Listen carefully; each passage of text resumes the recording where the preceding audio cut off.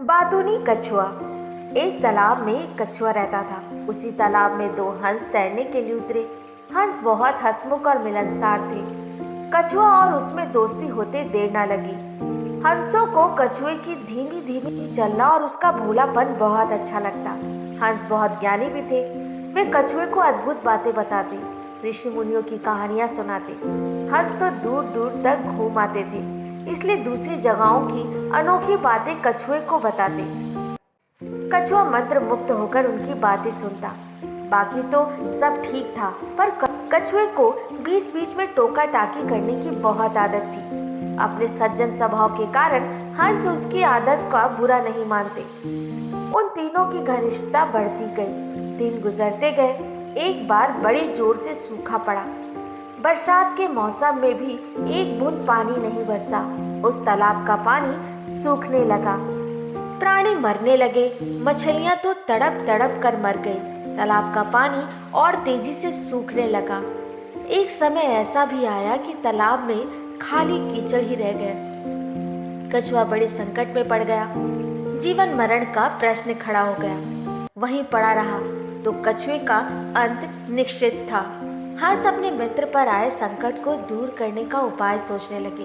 वे अपने मित्र कछुए को साहस बांधने का प्रयत्न करते और हिम्मत ना हारने की सलाह देते। हंस केवल झूठा दिलासा नहीं दे रहे थे, वे दूर दूर तक उड़कर समस्या का हल ढूंढते। एक दिन लौटकर हंसों ने कहा, मित्र, यहाँ से 50 कोस दूर एक झील है, उसमें काफी पानी है, तुम वहाँ मजे से रहोगे। कछुआ रोनी आवाज में बोला, 50 कोस? इतनी दूर जाने में मुझे महीने लगेंगे, तब तक तो मैं मर जाऊं। कछुए की बात तो ठीक थी। हंसों ने अकल लड़ाई और एक तरीका सोच निकाला। वे एक लकड़ी उठाकर लाए और बोले, मित्र, हम दोनों अपनी चोंच में इस लकड़ी के सिरे पकड़कर एक साथ उड़ेंगे। तुम इस लकड़ी को बीच में से मुंह से थामे रखना। इस प्रकार हम उस झील तक पहुंचेंगे। उसके बाद तुम्हें कोई भी चिंता नहीं रहेगी। उन्होंने चेतावनी दी, पर ये याद रखना, उड़ान के दौरान अपना मुंह मत खोलना, वरना गिर पड़ोगे। कछुए ने हामी में सिर हिलाया। बस लकड़ी पकड़कर हंस उड़ चले। उसके बीच में लकड़ी मुंह दाबे कछुआ वे एक कस्बे के ऊपर से उड़ रहे थे कि नीचे खड़े लोगों ने आकाश में अद्भुत नजारा देखा। सब एक दूसरे के ऊपर आकाश का दृश्य दिखाने लगे। लोग दौड़ दौड़कर छज्जों पर निकल आए। कुछ अपने मकानों की छतों की ओर दौड़े। बच्चे, बूढ़े, औरतें, जवान सब ऊपर देखने लगे। खूब शोर मचा। कछुए की नजर नीचे उन लोगों पर पड़ी। उसे आश्चर्य हुआ कि उन्हें इतने लोग देख रहे हैं।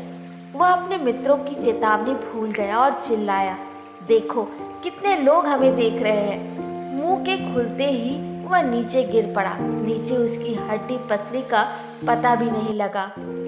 तो दोस्तों, कहते हैं कि ज्यादा बातूनी होना भी खतरे की घंटी है। कहीं आपका ज्यादा बोलना कहीं आपके लिए ही मुसीबत ना बन जाए। तो दोस्तों, आज की ये कहानी कैसी लगी कमेंट बॉक्स में जरूर बताएं। और हाँ, मेरे चैनल को लाइक, शेयर, सब्सक्राइब करना ना भूलें।